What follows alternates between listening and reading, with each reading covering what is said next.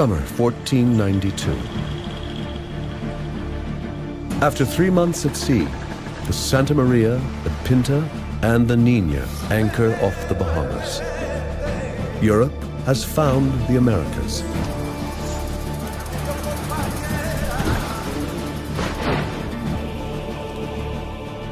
Next comes conquest and colonization by settlers who remake America in their image.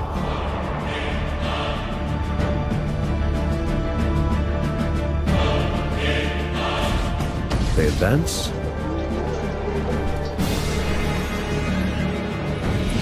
and destroy. But there is another story about the animals and plants they bring here.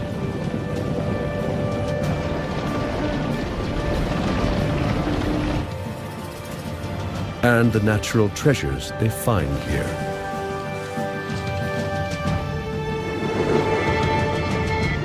And how the Americas are completely transformed.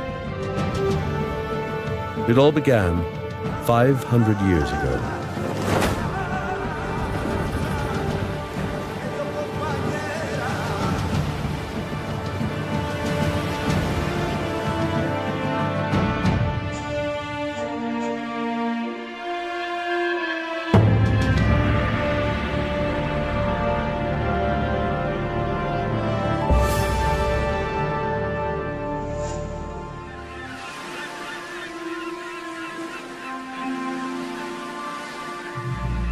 It's 1491.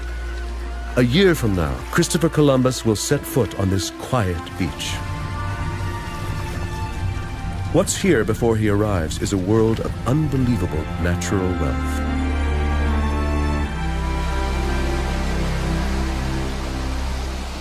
Two vast continents teeming with life. More than 600,000 miles of coastline are surrounded by pristine waters. Shoals so dense, they're said to slow the passage of ships. Countless species number in the tens of millions. Inland from the Atlantic shores, great forests stretch in every direction. This new world is a land of stark contrasts.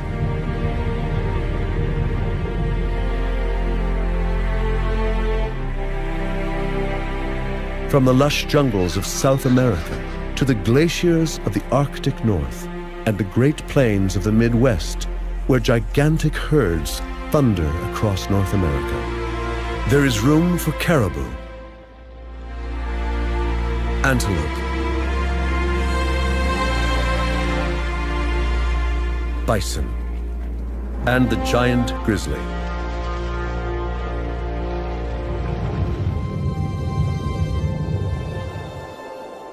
In the sky above, flocks of birds nearly block out the sun as millions of pigeons, ducks, and geese cover the horizon.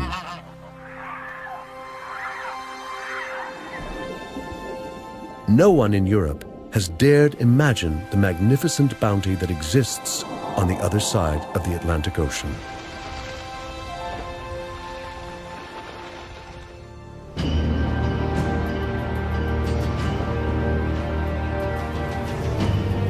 In 1491, Christopher Columbus stands on the coast of Spain, looking west. He dreams of leading an expedition to find a new trade route to Asia. Success will mean glory and riches for himself and the Spanish monarchy.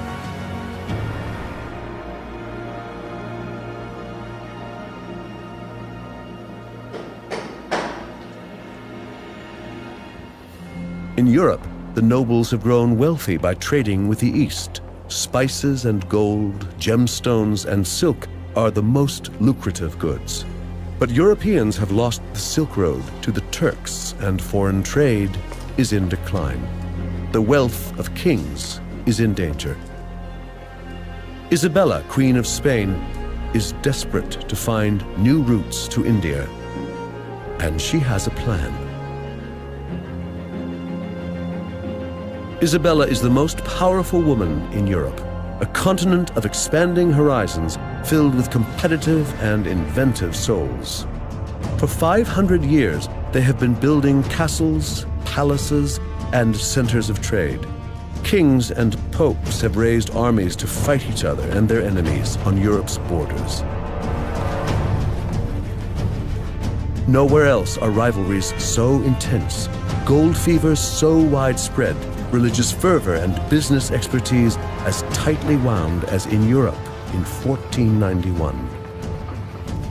Ideas are moving forward. Curiosity and the thirst for power pushes Europe's limits.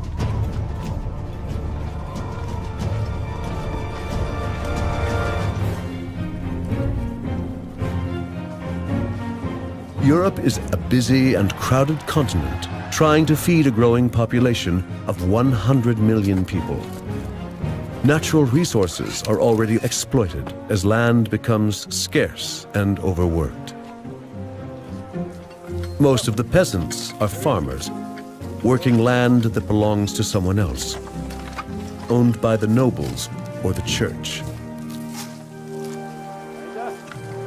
Their main diet is bread and porridge, both made from harvesting grains. They plant rye or wheat in winter, oats or barley in the spring. And every third year, the field lies fallow to regenerate.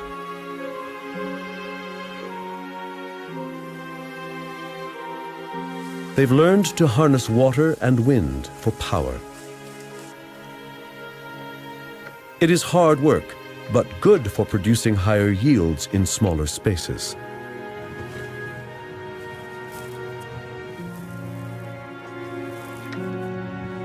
This agricultural revolution allows the European population to grow.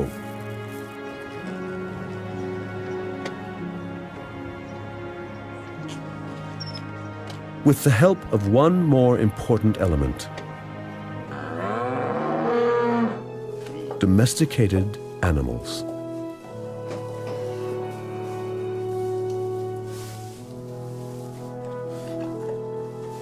Horses pull plows. Cattle provide meat, fur, and hides.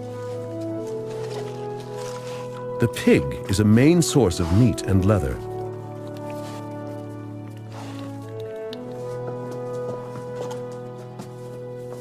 And so too are sheep.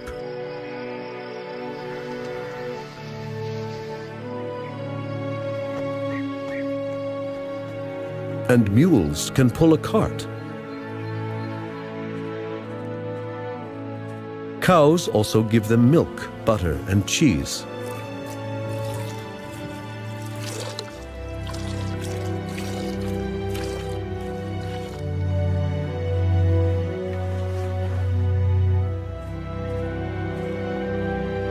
It is not only people that domesticate animals.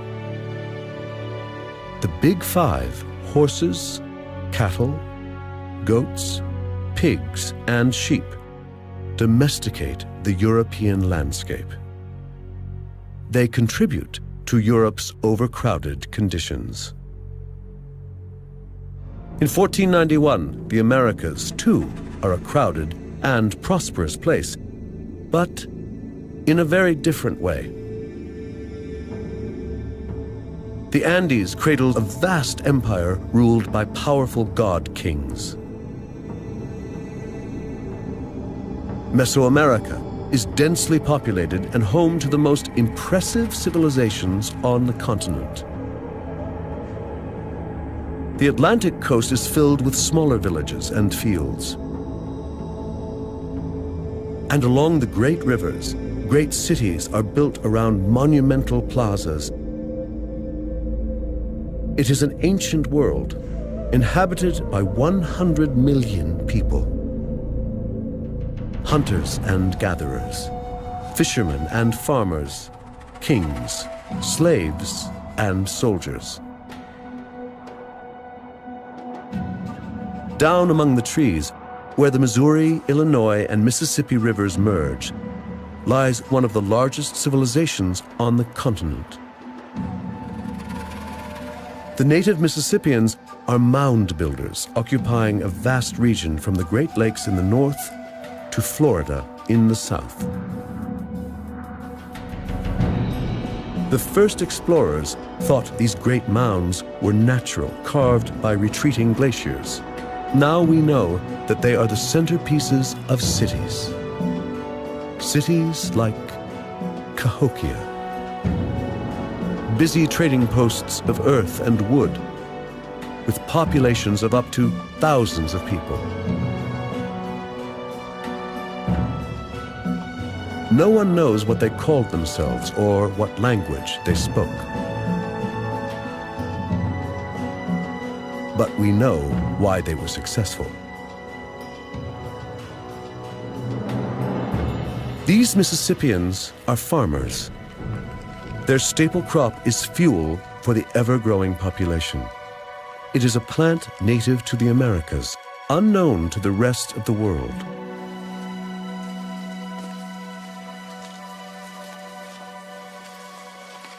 But corn is not a blessing from nature or a gift of the gods. This crop is the outcome of man's first feat of genetic engineering.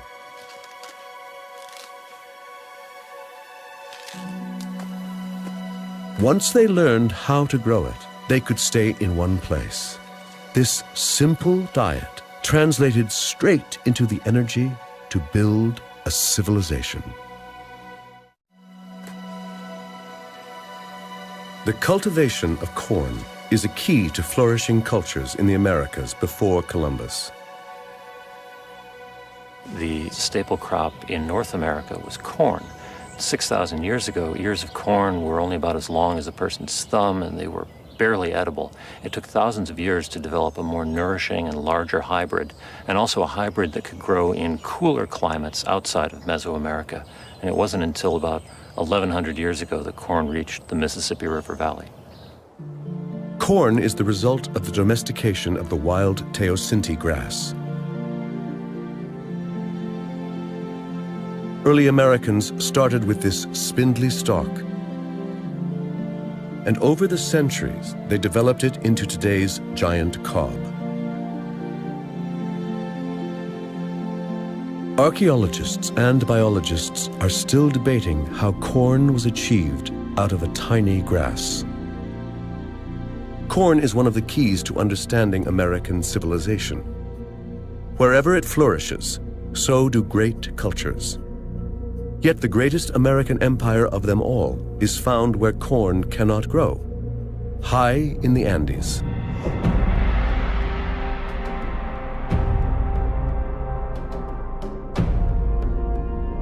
The Inca Empire stretches nearly 2,500 miles down the west coast of South America. Inca build palaces, storehouses, and castles in the tall mountains. In their realm of 6 million people, they rely on manpower to transport stones without animals or the wheel. And the energy for that is provided by another amazing food source. They are famed for their gold, but their true treasure is less glamorous.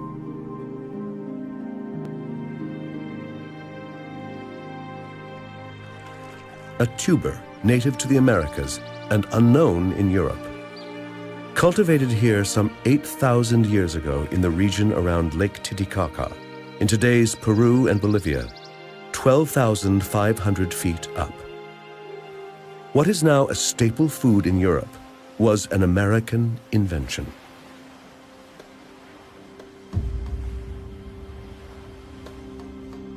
By the year 1491, the Inca grow thousands of varieties, domesticated from wild ancestors. Some poisonous, some even carnivorous.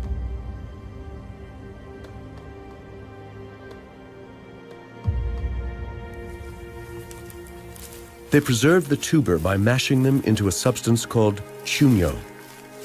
After harvest, potatoes are spread on straw and left out to freeze at night. During the day, they are exposed to the sun. Trampling them eliminates water and allows them to dry. Chuño can be stored for 10 years, providing excellent insurance against possible crop failures. The Inca carve step-like terraces into the mountainsides to stop the soil eroding and create a flat surface for their crops. Terraces absorb more sunlight than steep slopes, so potatoes can grow at the highest altitudes.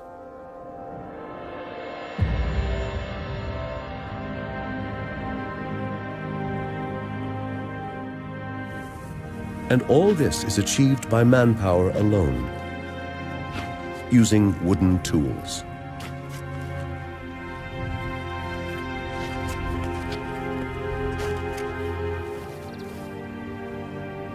In North and South America, in 1491, farmers grow corn and potatoes to feed their people.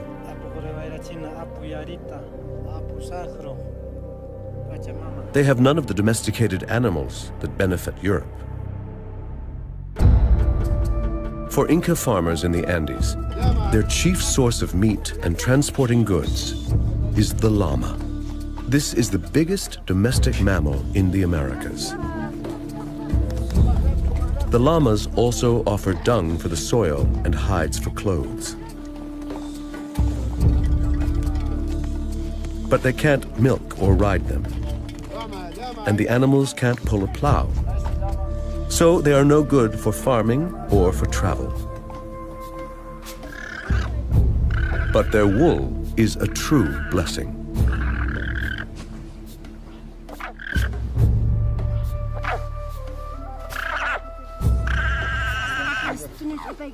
It is warmer and lighter than sheep's wool, and produces a greater yield.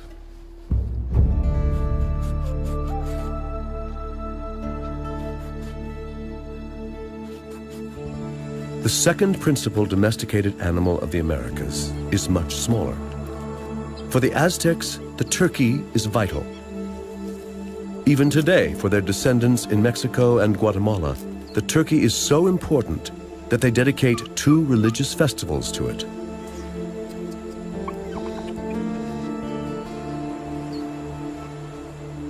Native Americans have such few domesticated animals because the biggest native mammals in the Americas died out long ago.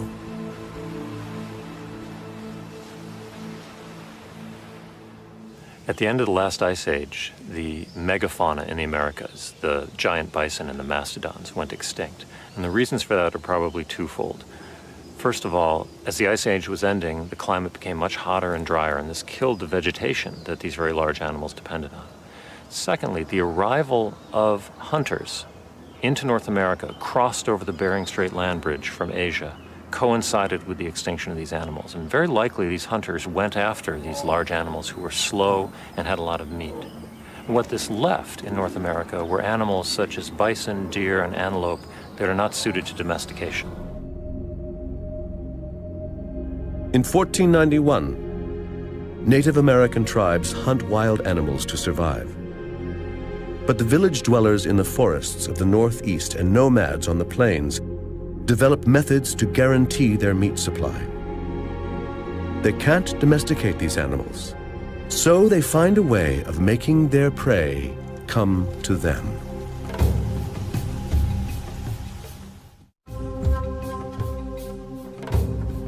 In the years before Columbus, Native Americans noticed that grass grows better after being burned by lightning strikes. So they start to burn the prairies and plains themselves. Many tribes use this technique, including the Sioux, Cheyenne, Comanche, Shoshone, and the Blackfeet.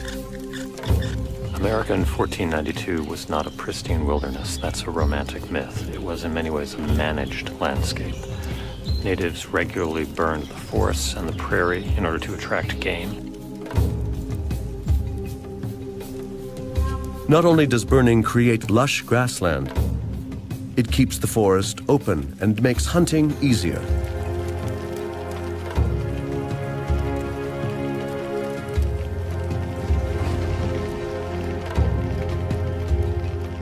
The new rich pastures lure and increase the numbers of herbivores, as well as the predators that feed on them.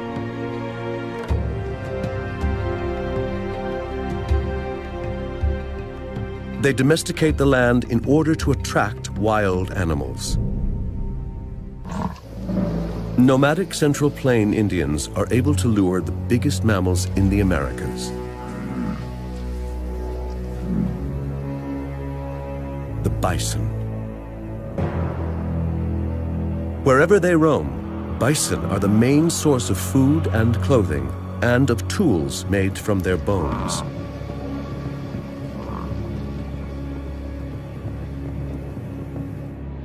But still, the bison thrive. By 1491, North America is home to perhaps 30 million. They reign on the prairies from Montana to Texas, pushed east by Native Americans along a path of fire, opening up the forest into virgin land.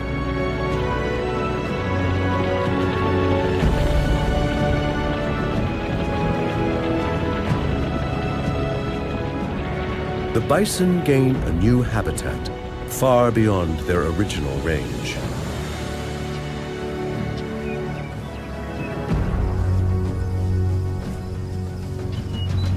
Native Americans have no guns or horses. They hunt on foot.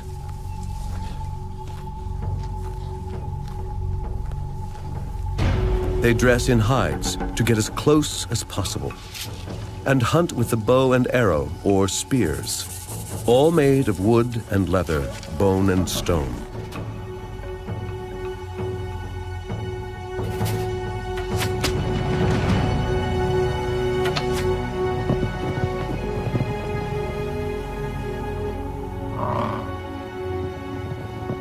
Hunting the bison is essential for their survival.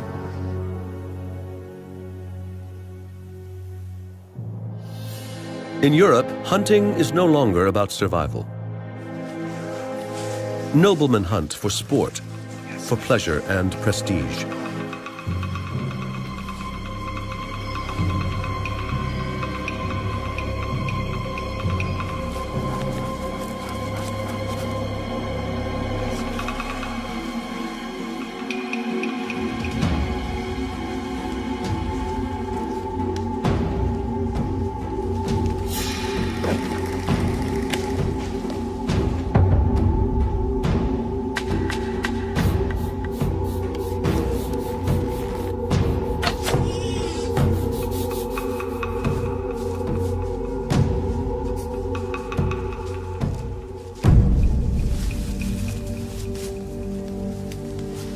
And only the nobles are allowed to hunt.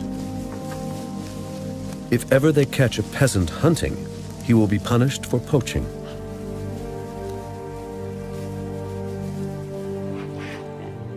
Unlike in America, there's no room here for an abundance of wildlife, for endless herds.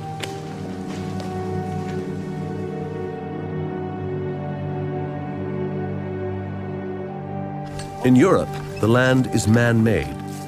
Agriculture and cities push the wildlife back.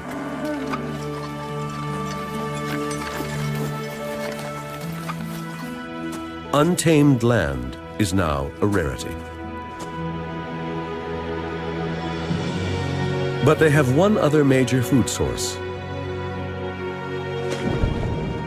Fish have long been cheap and abundant for every social class in Europe. Christianity, the common religion all over Europe in 1491, approves of fish. Eating meat is banned on more than 100 days a year. The demand for fish is huge.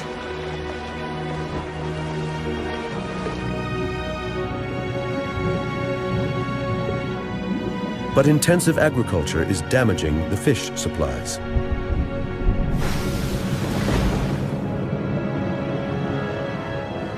Once unlimited, supplies in Europe are dwindling fast.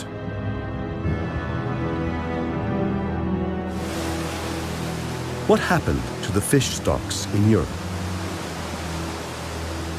As people started to grow crops and cut back the wild woods, this released huge amounts of sediment into the watercourses, which changed them from being fast, clear-flowing rivers and streams into slow, turbid rivers and streams. And the freshwater fish found a problem with this. particularly migratory species that came up from the sea to spawn in rivers, animals like salmon and sturgeon. There was another factor which also cut down the supplies of these migratory fish, and that was that people started to build dams along rivers, and when that happened, the migration runs were blocked and the populations declined.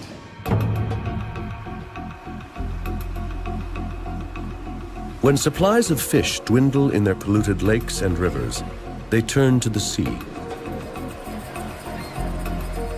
For the first time, they set up large-scale sea fishing.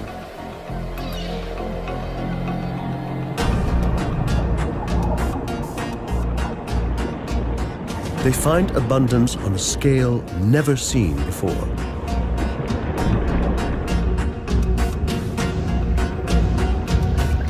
And they exploit it. Cod and herring from the North Sea are the first to be fished. Every 5 years, catches double. By 1300, thousands of tons of dried fish are exported from Norway to Britain alone.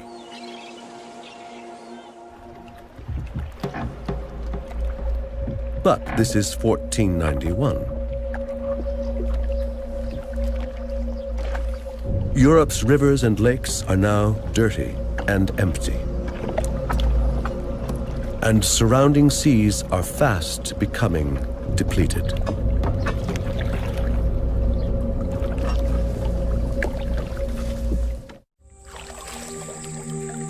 In the Americas before Columbus, fishing is not an industry.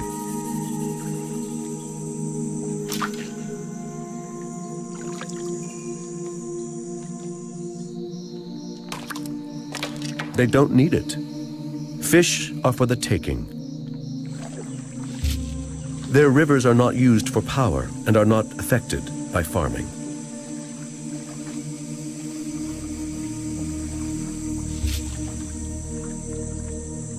Native Americans transport their fish far away from the coasts and waterways. Into the interior, high up into the mountains. The Inca, high in the Andes, enjoy fish from the Pacific. The Mississippians trade with communities as far away as the Great Lakes to the north and the Gulf Coast to the south. They even eat fish and seafood from the Atlantic. Here, too, there is space for abundance. The waters teem with fish and with whales, dolphins, and manatees.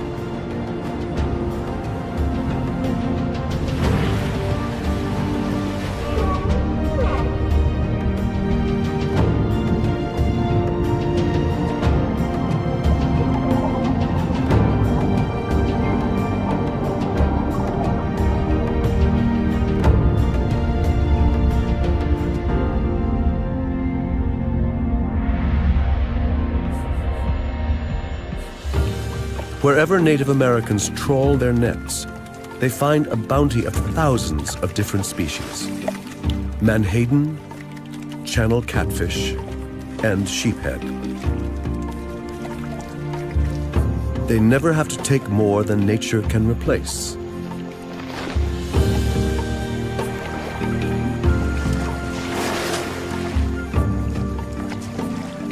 North and South America appear to be a primitive, untamed paradise.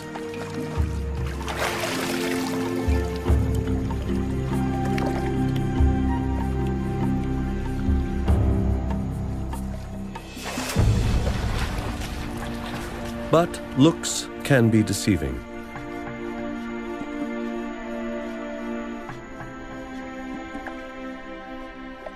The greatest numbers of freshwater fish live in the Amazon, the largest river in the Americas, and the most voluminous in the world.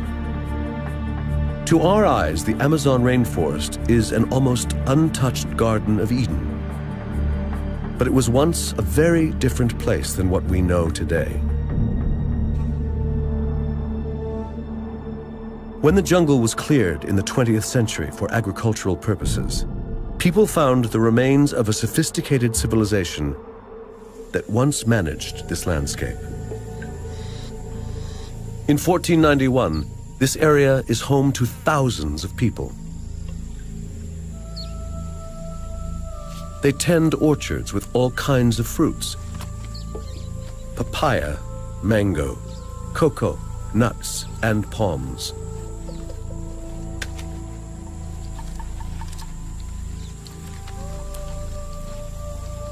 They speak many different languages and live in many different social systems.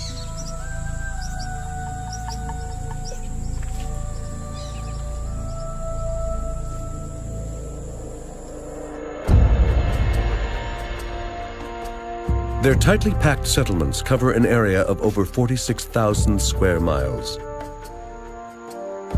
They are linked by raised causeways, bridges, and canals. Much of this is natural savanna created by annual flooding. But they have expanded the grasslands, regularly setting huge areas on fire. By 1491, they have created an ecosystem of plant species adapted by fire that cannot exist in nature. Eventually, the jungle will reclaim it.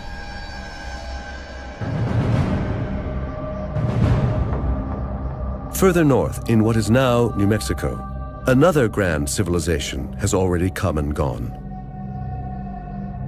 It flourished in a place that today looks like no humans could ever have lived there. The Chaco Canyon. There is almost no vegetation, no water, and no animals to be seen. And it was already like this in 1491.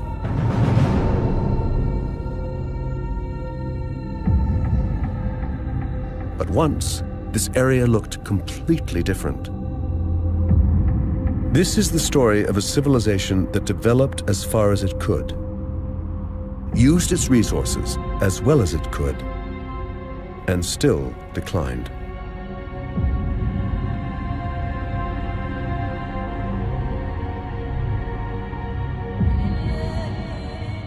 Chaco Canyon was once covered with lush vegetation and forests of pine and juniper. The fertile area was home to the Anasazi.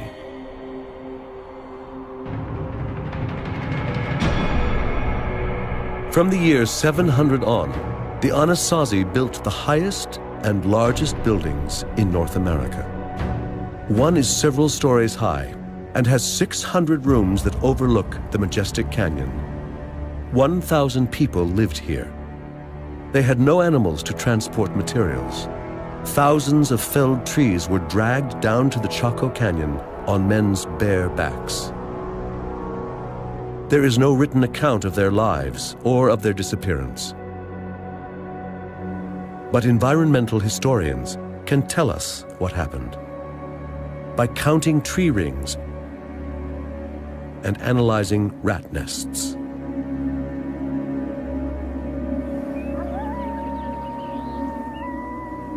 Nathan English of the University of Arizona spends much time in the canyon looking for traces of the ancient nests.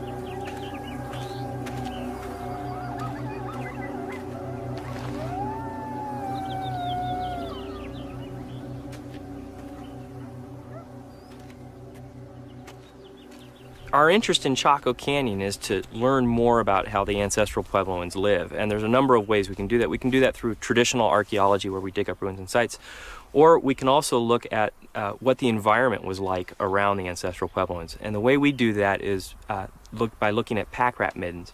And each pack rat midden is like a little snapshot in time of the area around the midden itself. So you could think of it like a picture. And the middens can be up to 40,000 years old in some places.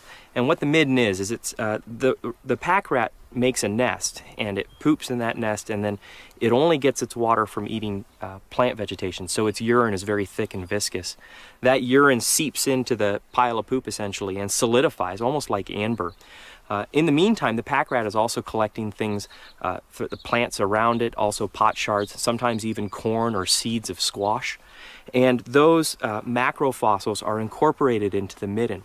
So we go out, we collect the midden, and then we examine the macrofossils in that midden to look at what the ecology around that midden was like at that time. Not only do rat middens hold information, trees do too. Scientists count the rings of ancient logs to give the exact date when the very last tree was cut down. The Anasazi used juniper and pine for their timber and fire. Too much of it, some think. With the trees goes the soil. The forest cannot recover. Because of erosion, water drains down, creating gullies on the way. Irrigation and agriculture are no longer possible. This large population cannot feed itself anymore. But did they destroy the forests, or did the forests leave them? We are on the edge of this pinyon juniper woodland, and so it's really possible that just natural climate change would have caused it to move back. But it's also, we know that the people were harvesting wood for fuel and for timber, and so it's likely that a combination of the two things are what led to the loss of forest in this area. The year 1130 rolls around. It is one of the driest of years. The Anasazi have survived previous droughts, but the population has increased greatly, and there is no suitable territory to expand into. Without rain, it's impossible to grow enough food to support the population. No agriculture means no culture.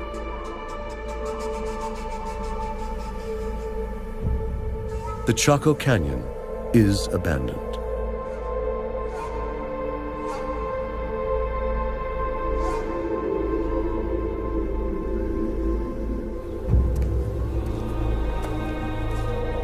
These ancient Americans cut down the last tree and move on.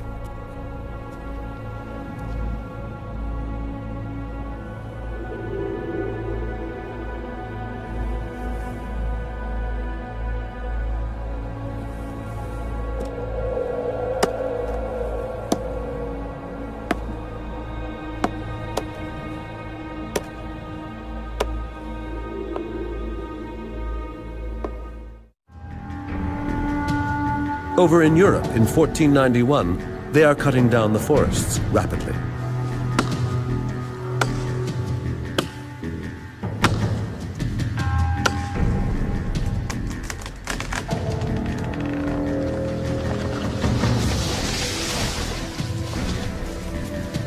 Their growing population needs more food and more space in which to grow it. And they badly need the wood.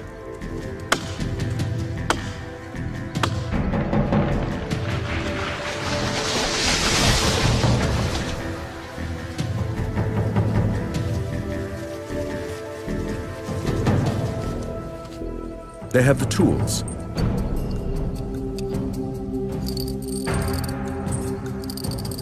They have the means to transport it.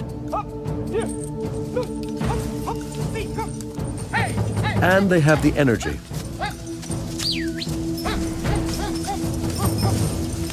But they're beginning to run out of space and time.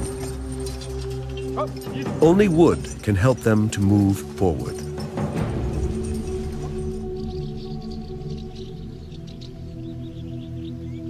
The Middle Ages were the era of wood. You find it wherever you look.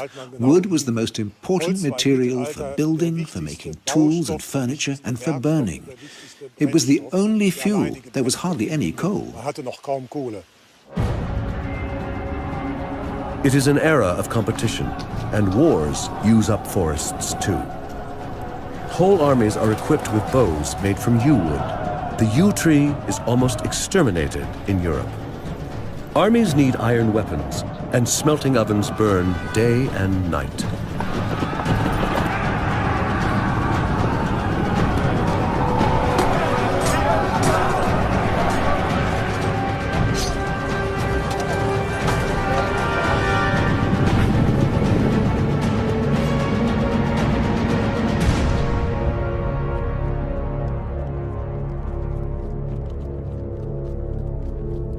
At the same time, whole forests are used to satisfy another European craving: for magnificent buildings.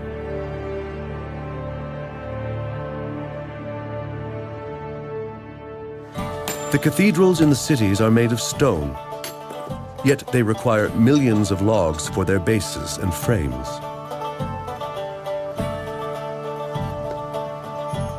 Larches are needed for roof supports.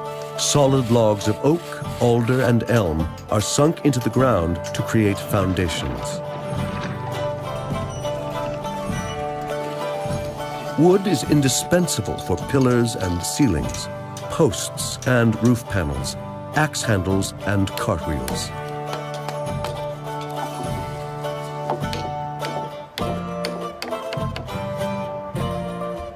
European castles, cathedrals, monasteries, and churches consume entire forests in Germany, France, Italy, Spain, and England.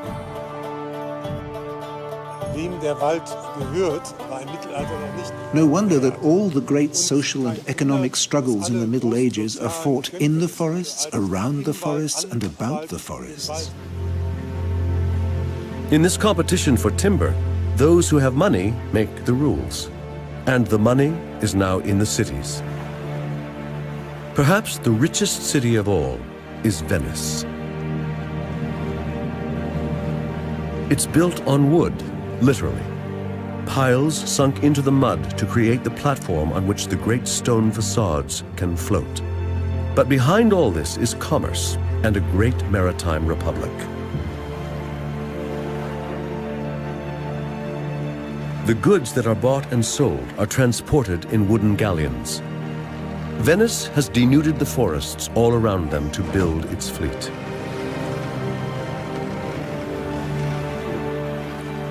The city's demand is insatiable, and they start to deplete the Alps. Spruce for masts, larch for planking, elm for capstans, walnut for rudders, and most importantly, oak for hulls. When that is not enough, they cut a swath across Europe all the way to the Baltic.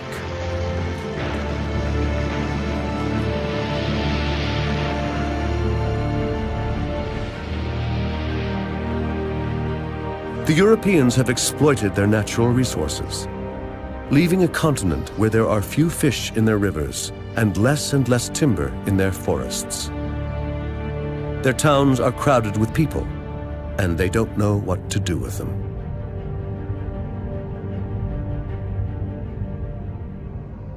Rivalries between princes and kings have grown intense. Religious fervor, curiosity, and greed are widespread in 1491.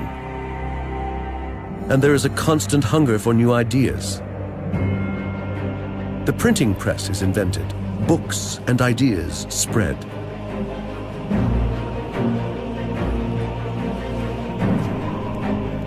But where do they go from here?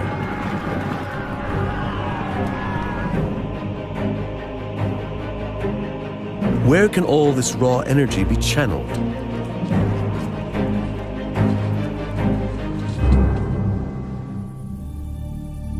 This is the time when European kings and queens send explorers beyond the horizon to expand and enhance their power. Some explorers go around Africa to find the sea route to India. One has the vision to sail west to arrive in the east. He's a seaman from Genoa, Italy, a fervent amateur who has the crazy idea of sailing into the unknown to reach India.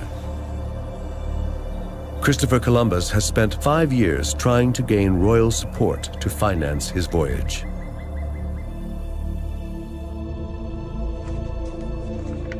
Isabella, Queen of Spain, finally agrees. What does the Spanish crown have to lose? It doesn't cost much to finance 3 ships. Spain has so much to gain from a shortcut to India: treasures, trade, and land.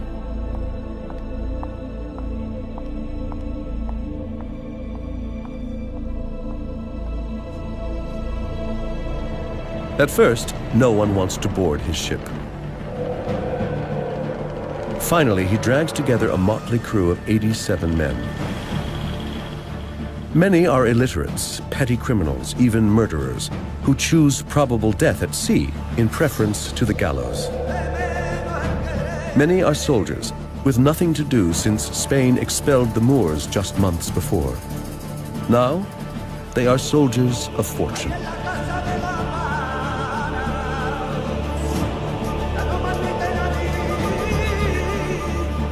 With his band of desperados, Christopher Columbus sets sail from the port of Seville. It is the summer of 1492. He promises the Queen that his expedition will be a success. And in a matter of weeks, he will change the course of history.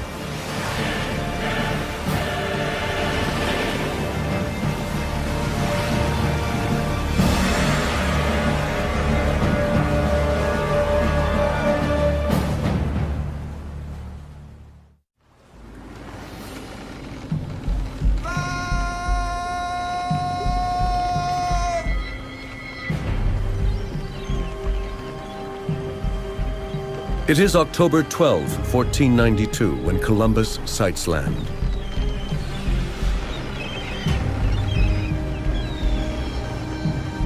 I saw neither sheep nor goats nor any other beast. All the trees were as different from ours as day from night, and so the herbage, the rocks, and all things. 3 Spanish ships sail west for 3 months in search of India. Then finally they arrive, 87 men, among them conquistadors, pig farmers, murderers.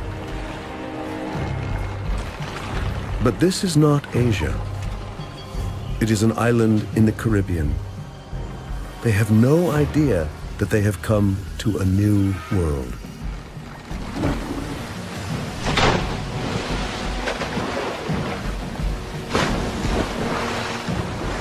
The air is hot. The water is warm. They have survived the voyage and have found land for the Spanish crown and in the name of God. They are exhausted, tired, but thankful.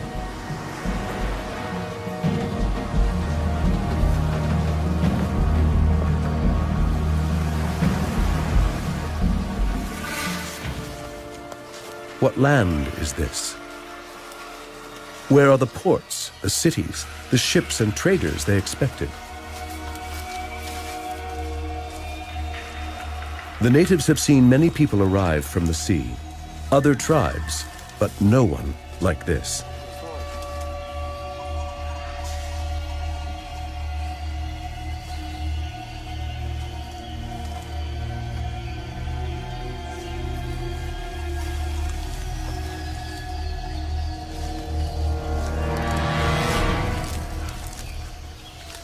Sintak wa alok, sukuan alok pura, hagape alok uci.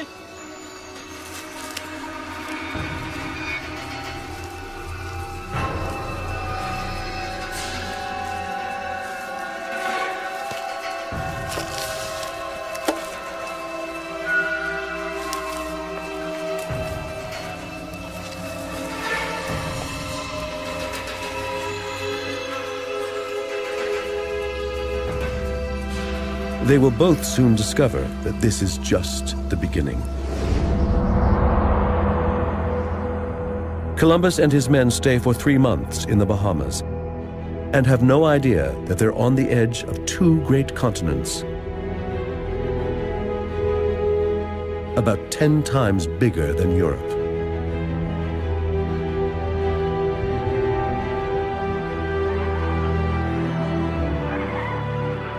From the tropical seas to the arid deserts, it is vast.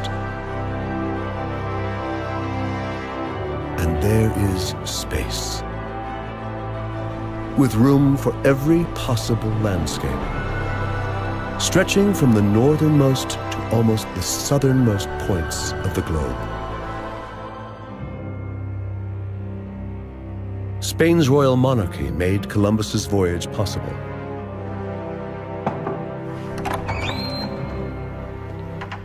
It is 1493, and they've waited eagerly for 7 months to learn of his discoveries. Upon his return, he delivers the news in a report to Queen Isabella.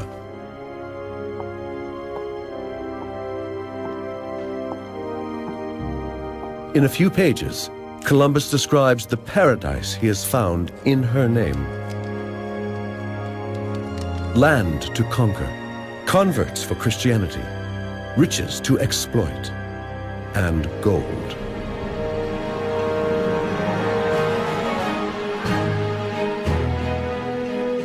In Europe, no news stays local for long. Traders, armies, and pilgrims carry news across the continent in weeks. Columbus's letter is translated, copied, and becomes a bestseller. Now many Europeans are aching for their share of the treasures. A few months later, in Spain, men are moving towards the ports of the Atlantic and the Mediterranean.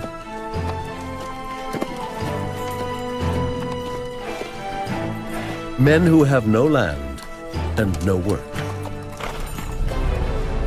They cross the barren Spanish regions that offer little to live off. Desperados with nothing to lose. Men in need of a job, and the Queen needs them. Anyone can come along. Anyone can be a conquistador.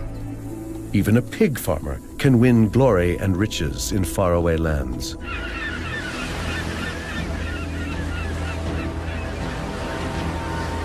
In 1493, 17 ships arrive in the New World on an island in the Caribbean Sea, carrying 1,200 Spaniards. Columbus's second voyage begins a stampede of Spanish exploration and conquest. Some will go south, some to the Andes, some along the Mississippi. It is the conquest of the Americas. Driven by greed, carrying weapons, and with one animal that does not exist on this continent. With the horse, the Spanish are able to annihilate whole empires in just a few decades. Within 40 years, the Inca in the Andes fall to Pizarro.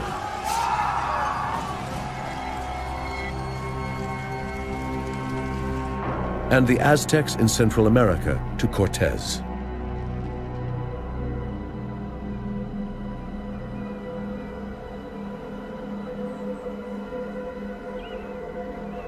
Where there were towns and cities inhabited by millions of people,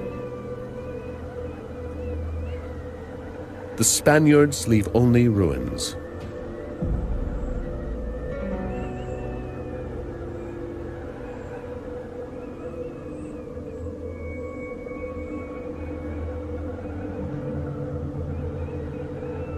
And no one to manage the land.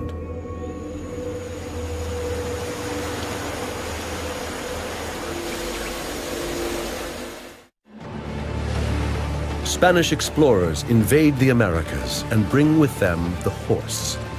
First brought to the Caribbean islands, these animals reproduce and spread in the New World as fast as the wind.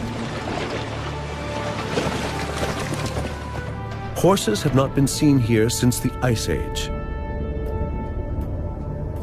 Now they're back. It's as though the landscape has been waiting for them.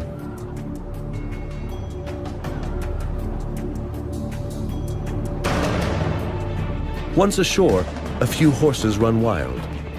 A new breed evolves, which soon takes over North America. The Mustang.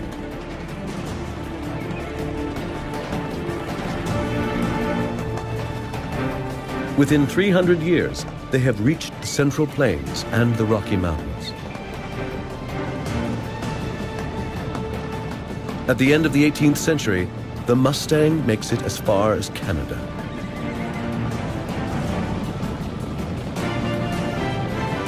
"150 years later, there may be 7 million wild horses in North America.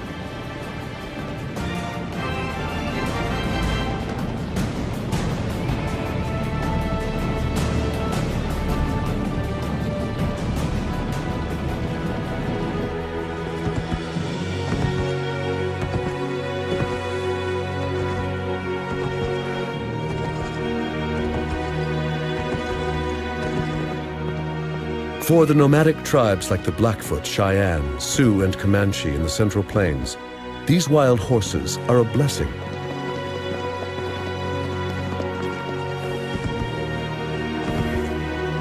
What they used to do on foot, fighting, hunting, traveling, they can now do on the backs of wild horses from Europe.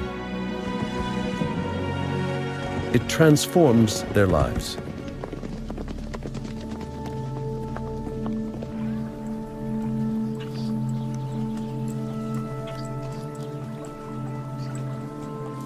This old world animal becomes a symbol of their native culture. Although the horse once came from across the Atlantic, it is now an image of nomadic America.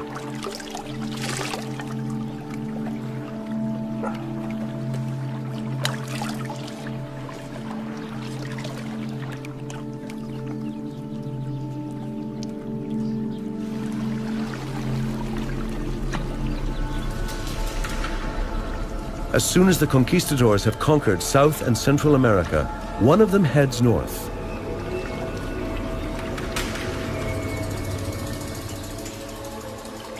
Hernando de Soto travels from Florida up the Mississippi River, looking for gold.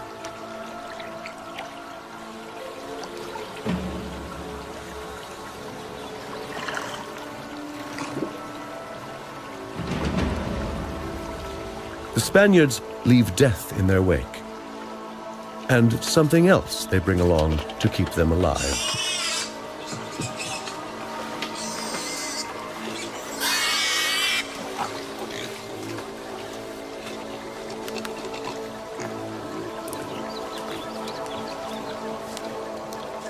As they journey through unknown jungles, the pigs help them survive. They are a perfect source of food. They don't take up much space in the boats. They look after themselves, and they eat everything they can in this new continent. They're prolific little beasts. A healthy sow can give birth to 10 piglets at a time. When the conquistadors leave some behind, they will have an ever-growing food supply for those who come after them. The pigs are key to their survival.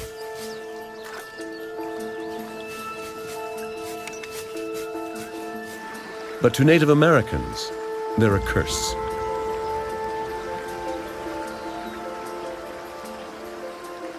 In North America, natives do not fence their fields, and their staple crop of corn is irresistible.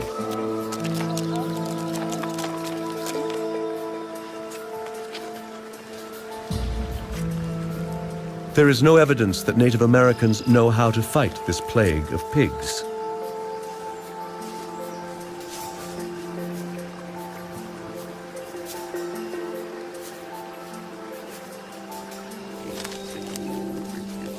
Soon European swine are eating the seeds and young shoots.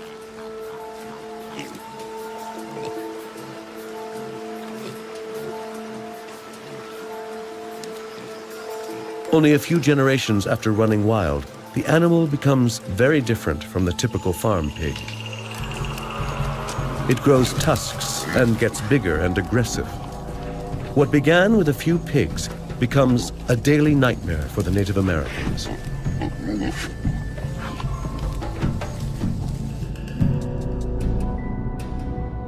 In addition to horses, Columbus brought 8 pigs to America on his second voyage.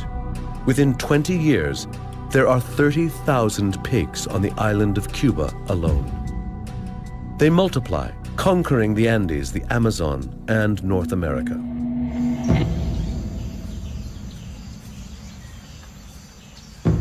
But the Spaniard, his horse, and his pig would never have been so successful in the conquest of the New World without a hidden passenger.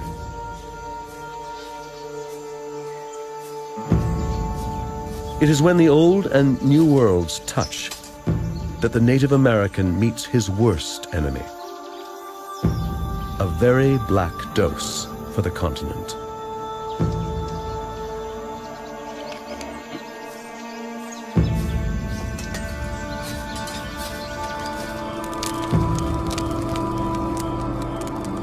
A Spanish missionary reports, an epidemic broke out, a sickness of pustules.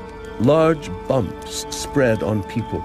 Some were entirely covered, on the face, the head, the chest. They lay in their dwellings and sleeping places, no longer able to move or stir. The pustules caused great desolation. Very many people died of them, and many starved to death. No one took care of others any longer.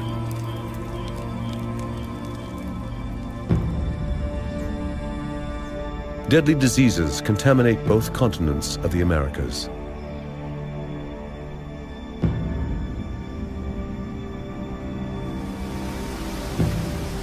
For the natives, writes a chronicler, they are near all dead of the smallpox. So the Lord hath cleared our title to what we possess.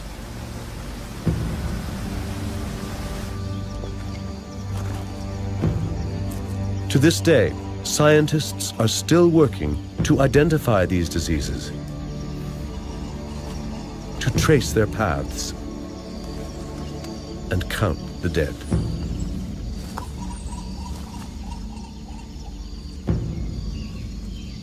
Smallpox was accidentally introduced to the Americas in the 16th century. The smallpox virus is very hardy. In blankets that are used by smallpox victims, the scabs can live for weeks carrying the virus. And smallpox can also pass from host to host on board a transatlantic vessel until it reaches the Americas.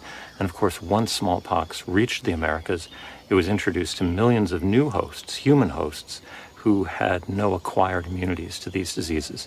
And so smallpox, together with measles and influenza, had a devastating impact on Native American populations. No one knows exactly what the mortality was. Conservative estimates are about 50%. It was probably closer to 90% or even higher. Through trade between native peoples, diseases spread through the whole continent. Many natives die of foreign diseases without ever seeing a European. Microbes move faster than the conquistadors who brought them. Some 50 years after Columbus first sets foot in the Americas, conquistadors and explorers find neither towns nor people. No one stands in their way. Most of the people are dead, and nature reclaims the land. Everything that they now find is pure wilderness, a Garden of Eden without humans.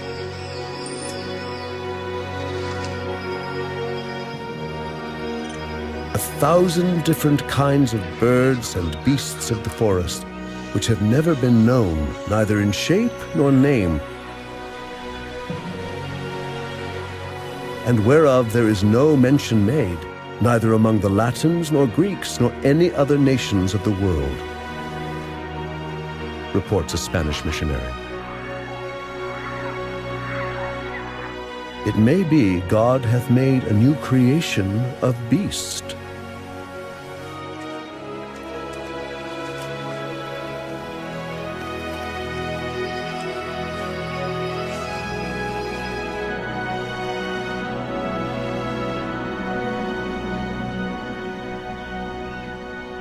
Explorers send exotic plants and animals, evidence of God's second creation, on the ships back to Spain.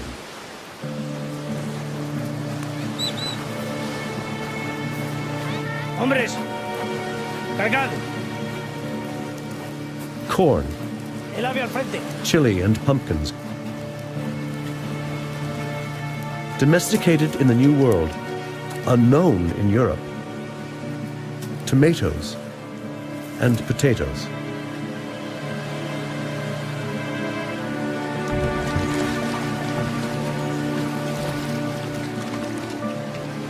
But there is an unwelcome passenger on board. an unintentional gift from the natives. It will lead to death in Europe. It will spread in the brothels, in the ports and cities of the Old World. It will be painful. It drives its victims mad. And it can take a long, long time to kill. This is the French pox, or the Spanish sickness. Syphilis.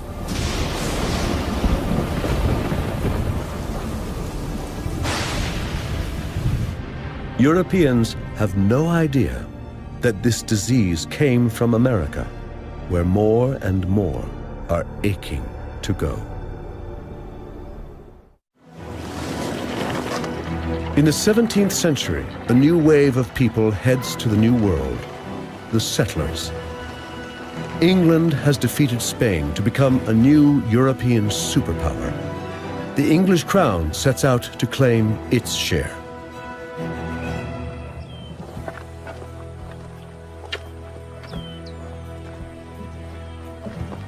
In 1607, the British start a colony on the east coast of North America, in what is now Virginia.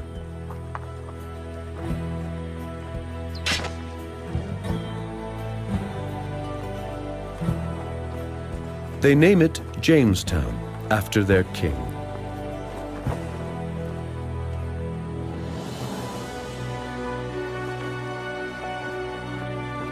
This will become their new world. Their job is to make money for the British trading companies that sent them here. The land they seize seems to be the right place to exploit.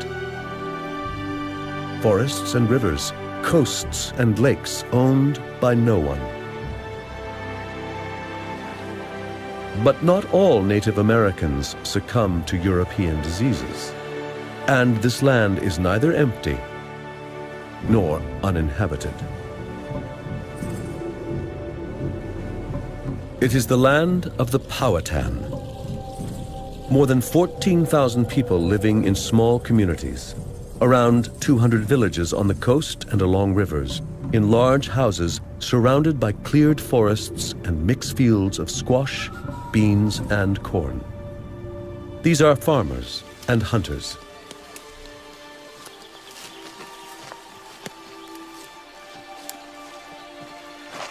There is no gold, no silver that settlers dream of. Just the land and its people.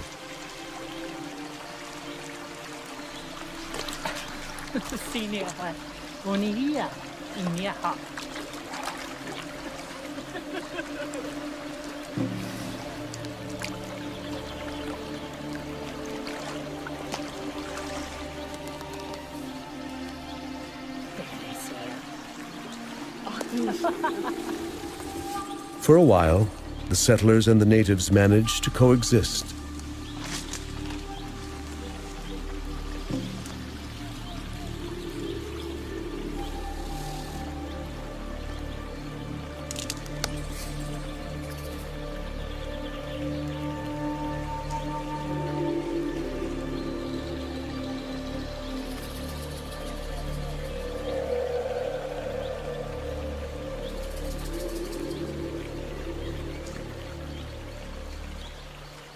This land is rich with resources that Europe lacks.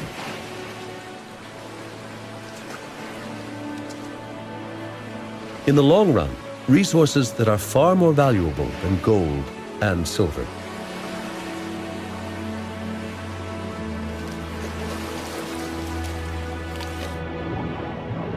And there's more than enough for everyone.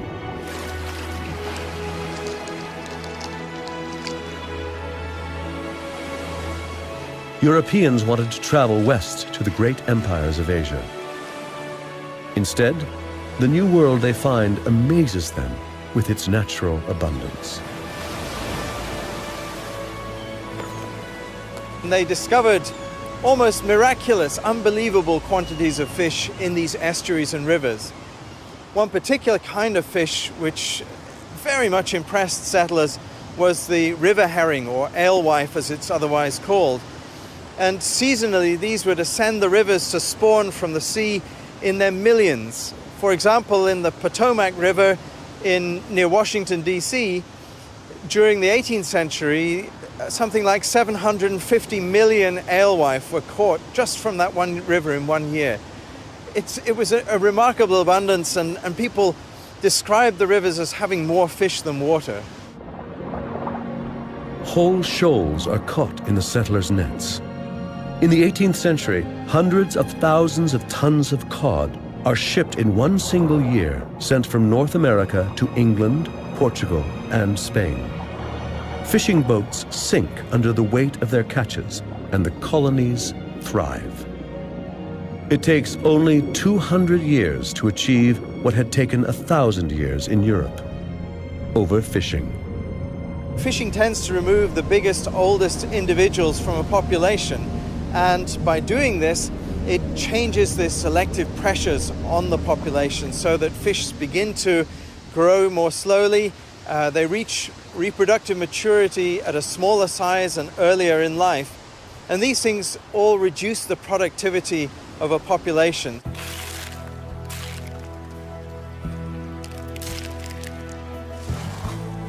Fish are salted, packed, and sent home for money.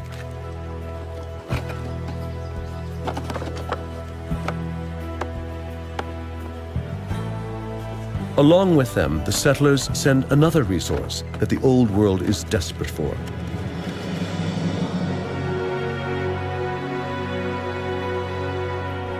it is said that there are trees as far as the eye can see, such that a squirrel starting off at the Atlantic coast need never touch the ground till he got to Georgia. This is so different from the Europe they left behind.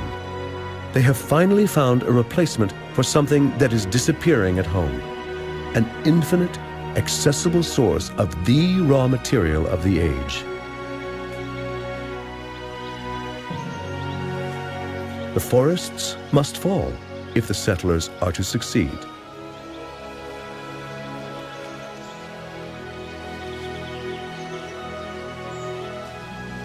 From now on, the trees are doomed.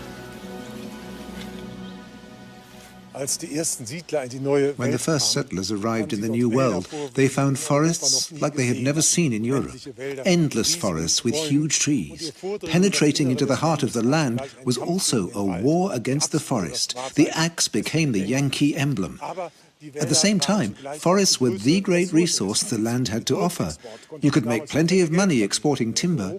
In Europe, wood had become expensive, and so the greatest forest destruction in history now took place.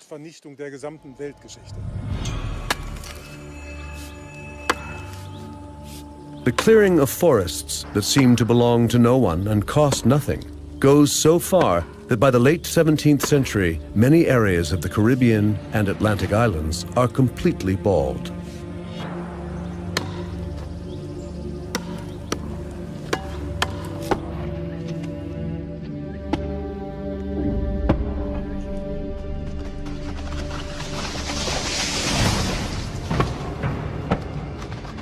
An incredible amount of wood is really squandered in this country for fuel. Day and night all winter, for nearly half a year in all rooms, a fire is kept going, observes a European traveler. Wood consumption in the forests of New England, just like in Europe, is out of control. For fuel, for building, and to clear agricultural land. The resources in this vast continent seem to be inexhaustible. But in time, fish stocks will dwindle in the Americas too. They create this new world in the image of the one they left.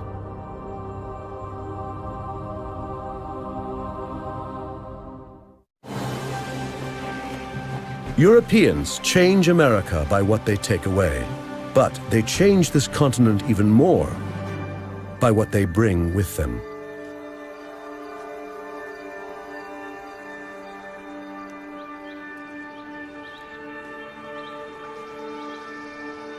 They come in search of their own land, something almost impossible to find in Europe. They come in search of religious freedom, in search of a better life. They believe they are responsible for their own success and happiness.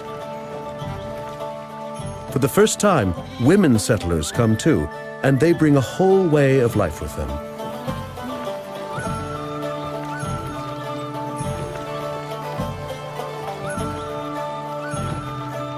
They bring animals and plants that are all new to the American continent.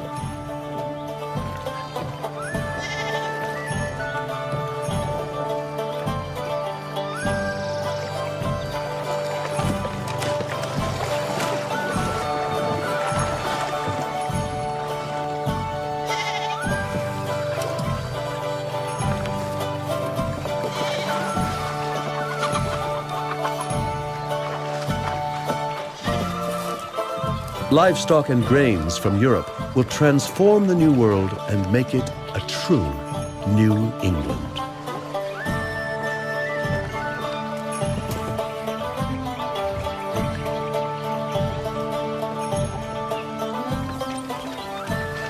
With the newly imported plow, they will leave little land untilled. These domesticated livestock and metal tools have never been seen on this continent. An environmental revolution takes place. In no time, their European wheat is growing in this foreign soil. Wheat, barley, oats, and rye are brought to America. But in the process, some less welcome guests hitch a ride.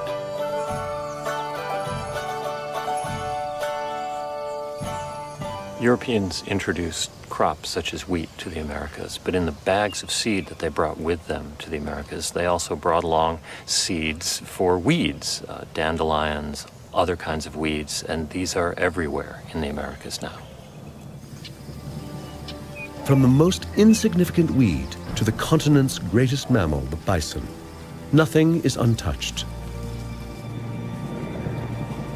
America's native flora and fauna is forever changed.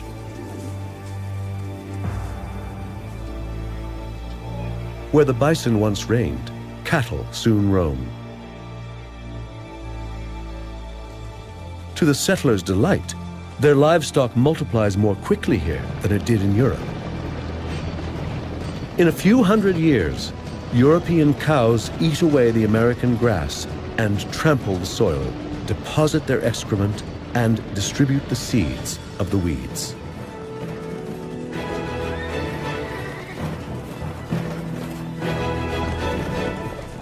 The invasion of European insects and animals changes the American landscape forever.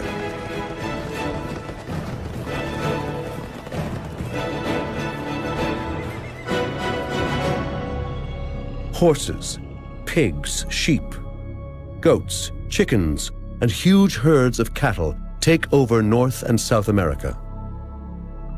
The cattle alone doubles in numbers every 15 months and feed the settlers. The New World settlers defend themselves inside sturdy forts. But there are no shortages of any kind.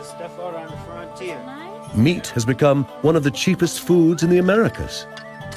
They are the best fed people in the world.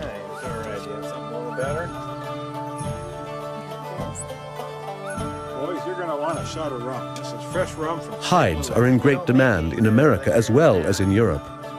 And fur from the wild animals they shoot brings in a steady export income. Some, like the beaver, are hunted almost to extinction.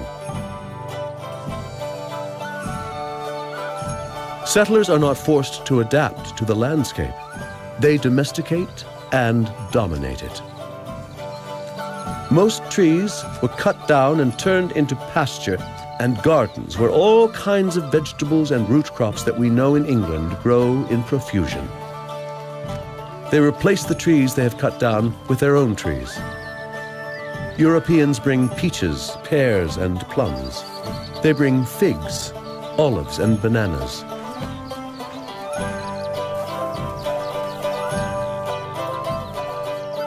and their trees flourish.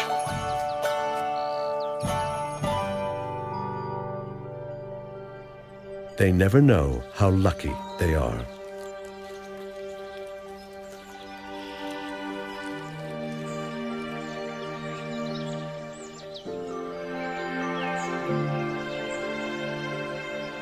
Because the settlers also bring bees with them for their honey. The Native American bee pollinates only a few species, but European honeybees can live almost everywhere and pollinate any plant in sight.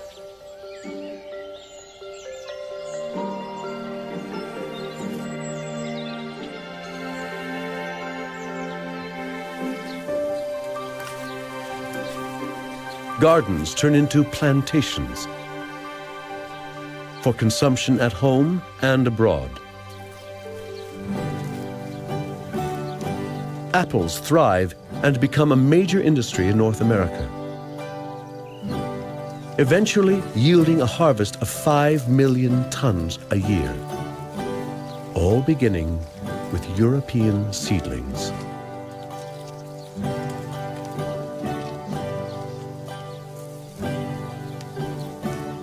This is biological imperialism in full swing.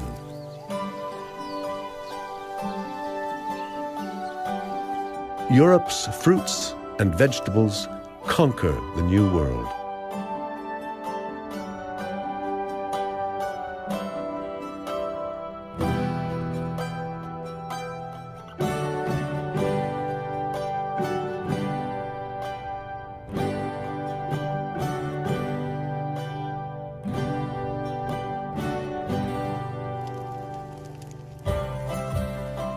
But it is also an exchange. It is the Columbian exchange. European kitchens may not see native meat from America, bison or llama, but New World vegetables make a big impact.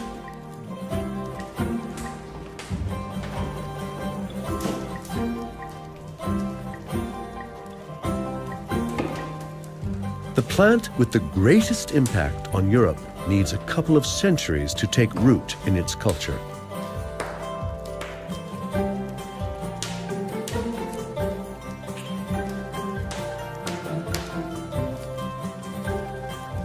This tuber is insipid and mealy. It cannot be classed among the agreeable foodstuffs, but it furnishes abundant and rather wholesome nutrition to men who are content to be nourished. It is justly regarded as flatulent, but what are winds to the vigorous organs of peasants and laborers? Wrote Diderot in his encyclopedia in the 18th century.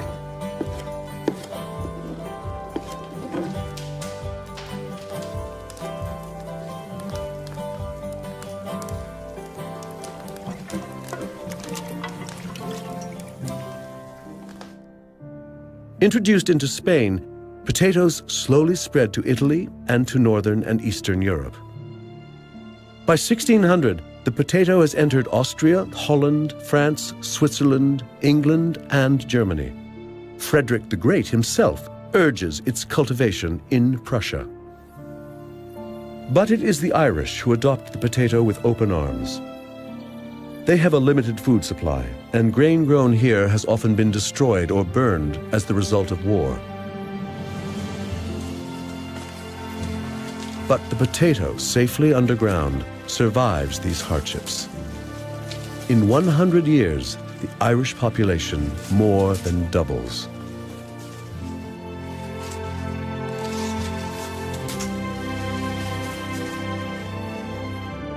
And towns like Berlin grow into great cities. By 1700, there is an unprecedented population explosion in Europe, thanks to a plant from the faraway Andes.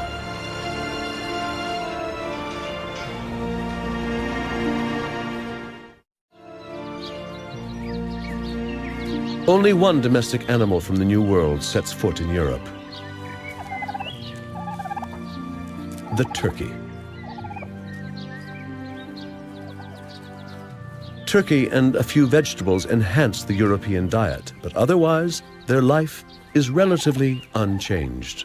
So why was the Columbian Exchange so one-sided? Why did it go primarily in one direction from Europe to America? With the exception of things like potatoes and potato blight, why was Europe not overtaken by American plants and animals? It's difficult to say why something did not happen, but you have to remember that the ecological invasion was a cooperative enterprise, disease and plants and animals working together. And Europe remained densely populated. It didn't have diseases depopulate its people. And so you didn't have niches open up for livestock to graze and then weeds to take over the areas that livestock had overgrazed and trampled. So without that critical part, it worked in one direction primarily.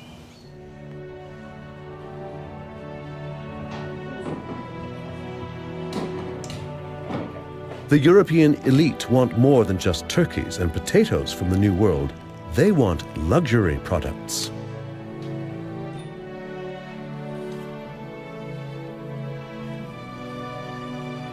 Sugar and tobacco meet the requirements of the upper class.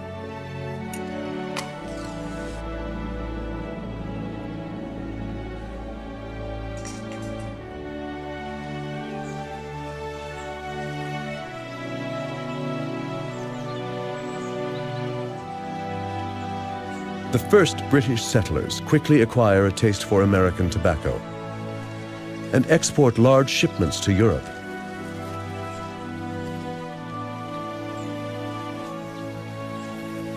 To satisfy such high demand, settlers build immense plantations.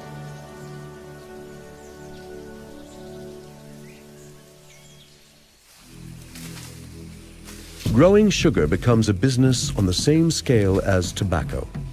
The new monocultures cover entire landscapes.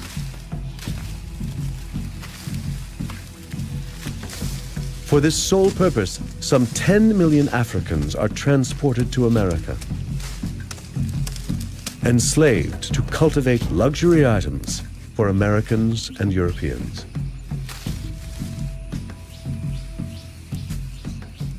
Because of the rapid depopulation of the Americas owing to disease, Europeans faced a shortage of labor in their effort to exploit the resources of the New World, particularly to exploit the soil. So the Europeans, first the Portuguese and then the Dutch and then eventually the English, imported slaves from West Africa to cultivate sugar in the Caribbean and Brazil, tobacco in Virginia, rice in South Carolina, and by the 19th century in mainland North America, cotton. It's no exaggeration to say that these cash commodities produced by slave labor were essential to the export economies of the Americas. By the 18th century, the metamorphosis of much of America is complete.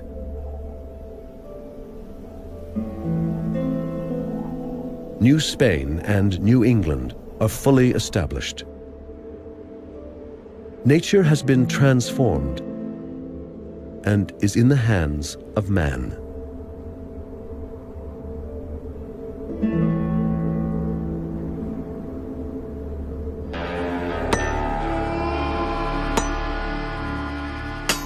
Now pioneers are heading west.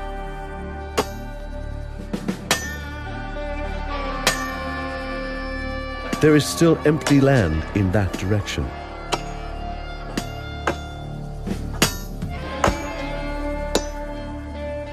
They will complete what was begun in the east.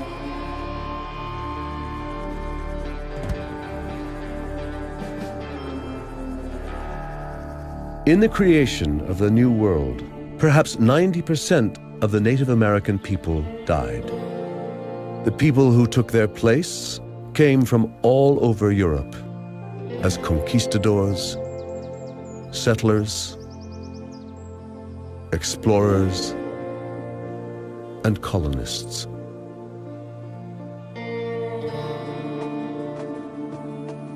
And they came from Africa as slaves. But it was the transfer of animals and plants from Europe to the Americas that really made the creation of the New World possible.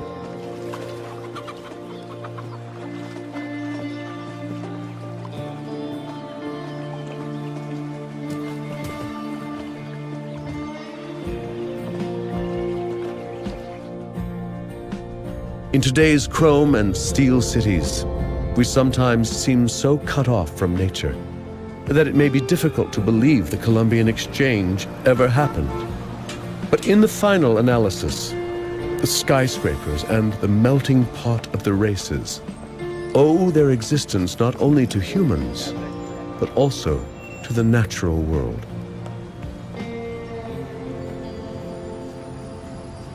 People came to the Americas for many reasons. Some came to make money, some came for religious freedom, some came involuntarily as slaves.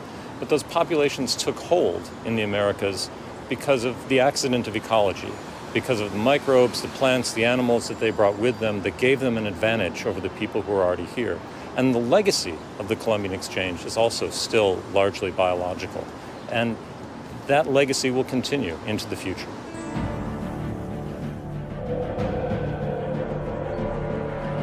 It all began 500 years ago.